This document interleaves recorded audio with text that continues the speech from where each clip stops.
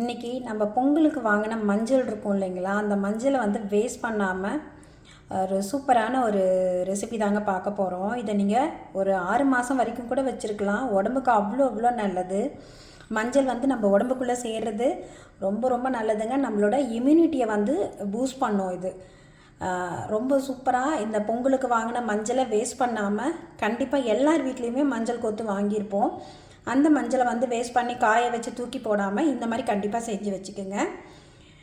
இடம் இருக்கிறவங்க அதை நட்டு வச்சாக்கா நல்லா முளைச்சி வரும். அடுத்த பொங்கலுக்கு நீங்கள் அந்த மஞ்சளை யூஸ் பண்ணலாம். இடம் இல்லாமல் காஞ்சி வேஸ்ட்டாக குப்பையில் போடுறதுக்கு பதிலாக படைச்ச மஞ்சளை நம்ம வேஸ்ட் பண்ணக்கூடாது இல்லைங்களா. அதில் வந்து நம்ம இந்த மாதிரி சூப்பரான ஒரு ரெசிபி எப்படி பண்ணுறதுன்னு பார்க்கலாம் வாங்க. இப்போ இது நான் பார்த்திங்கன்னா ஒரு கொத்து மஞ்சள் தான், கிட்டத்தட்ட எனக்கு ஒரு 150 கிராம் அளவுக்கு வந்திருக்கு. இதை வச்சு இன்றைக்கி இந்த ரெசிபி பண்ண போகிறோம். இப்போ இதுக்கு பார்த்திங்கன்னா மஞ்சள் வந்து ஈரம் இல்லாமல் நல்லா கழுவி காய வச்சு உணர்த்தி எடுத்துக்குங்க. அதுக்கப்புறம் நம்ம செய்யும்போது அது கெட்டு போகாமல் ரொம்ப நாளைக்கு நல்லாயிருக்கும். இப்போ ஃபஸ்ட்டு மஞ்சள் மேலே இருக்கிற இந்த தோலை சீவி எடுத்துருங்க. நீங்கள் பீலரில் வச்சு சீவி எடுக்கிறதுனால எடுக்கலாம், அல்லது இது பசு மஞ்சள் இல்லைங்களா, ரொம்ப அழகாக ஈஸியாக வரும். பார்க்குறதுக்கே நல்ல மனம் இருக்குங்க. சில பேருக்கு அந்த மஞ்சளோட வாசனை பிடிக்காது. ஆனால் இதை நீங்கள் இந்த மாதிரி செய்து சாப்பிட்டு பாருங்கள், உடம்புக்கு அவ்வளோ நல்லதுங்க. இப்போ நான் அதை ஃபுல்லாக க்ளீன் பண்ணிவிட்டு காமிக்கிறேன். இந்த அளவுக்கு நல்லா தோல் சீவி எடுத்துகிட்டு இதை நம்ம பொடியாக கட் பண்ணிக்கலாம். இதை பொடியாக கட் பண்ணிக்கலாம், அல்லது வந்து திருவுறதில் வந்து பெரிய ஹோல்ஸ் இருக்குது இல்லைங்களா, அதில் வச்சு கூட நீங்கள் துருவி கூட எடுத்துக்கலாம். இந்த அளவுக்கு நல்லா பொடியாக கட் பண்ணிக்கோங்க.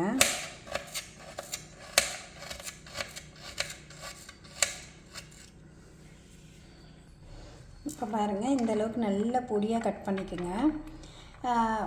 உங்களுக்கு வந்து இஞ்சி இருக்கும் இல்லைங்களா, அது கிடச்சிதுன்னா அது கூட இது கூட சேர்த்து செய்யலாம்.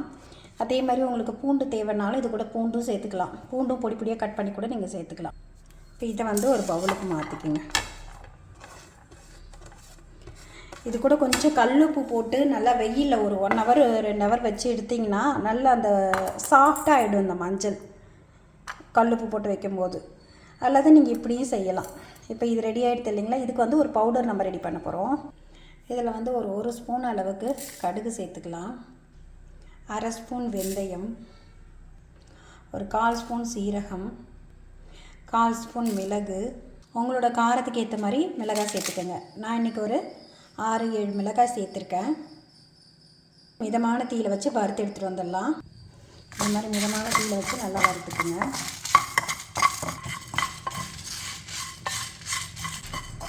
இப்போ கடுகு வந்து வெடிக்குது பாருங்கள், கடுகு வந்து பொரிய ஆரம்பிச்சிடும். இந்த ஸ்டேஜ் வந்தோடனே அடுப்பு ஆஃப் பண்ணிடலாம். அடுப்பு ஆஃப் பண்ணி நல்லா ஆற விட்டுடுங்க. இது சூடு ஆறட்டும். இப்போ இது நல்லா ஆறிடுச்சு. இதை மிக்ஸி ஜாருக்கு மாற்றிக்கலாம். இப்போ இது மட்டும் கொஞ்சம் கம்மியாக இருக்குது இல்லைங்களா, சீக்கிரம் அரைப்படாது. இதிலே வந்து உப்பும் சேர்த்து நம்ம அரைச்சிக்கலாம். எப்பயும் ஊறுகாய்க்கெலாம் வந்து கல்லுப்பு சேர்த்துக்குங்க.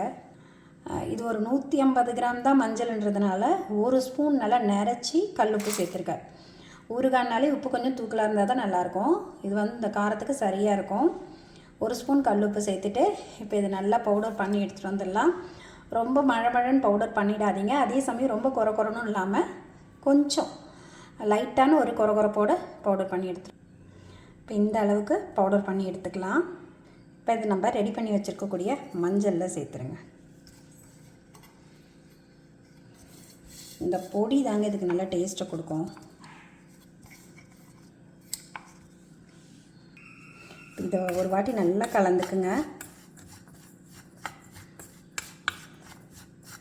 நல்லா அந்த மசாலாலாம் அந்த மஞ்சளில் ஊறணும். கிட்டத்தட்ட இது ஒரு 2-3 நாள் வரைக்கும் கூட நீங்கள் ஊற விட்டுட்டு அதுக்கப்புறம் சாப்பிட்டு பாருங்களேன், டேஸ்ட் அட்டகாசமாக இருக்கும்.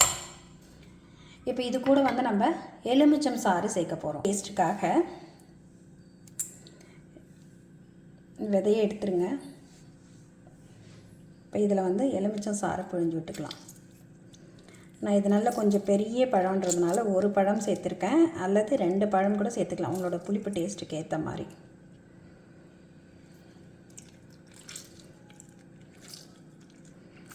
ஒரு 150 கிராம் அளவுக்கு மஞ்சளுக்கு இந்த மாதிரி நல்ல ஒரு பெரிய எலுமிச்சம் பழம் சேர்த்தா போதும்.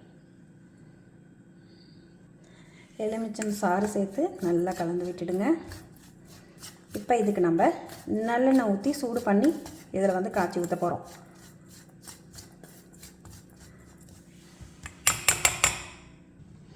இப்போ இதில் வந்து ஒரு 50 கிராம் அளவுக்காவது நம்ம எண்ணெய் சேர்க்கணும். எண்ணெயில் தாங்க அந்த மஞ்சள் ஊறும். இப்போ அடுப்பை வந்து பற்ற வச்சுக்கலாம். எண்ணெய் வந்து நல்லா சூடாகட்டும்.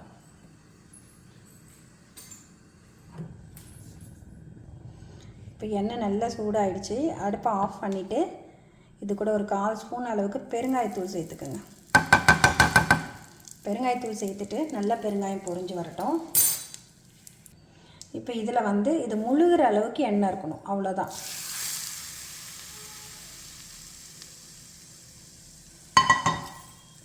நல்லா கம கம கமன்னு வாசனையான நம்மளோட மஞ்சள் ஊறுகாய் ரெடிங்க. இப்படி நல்லா முழுகி இருக்கணும் இதில் எண்ணெய்.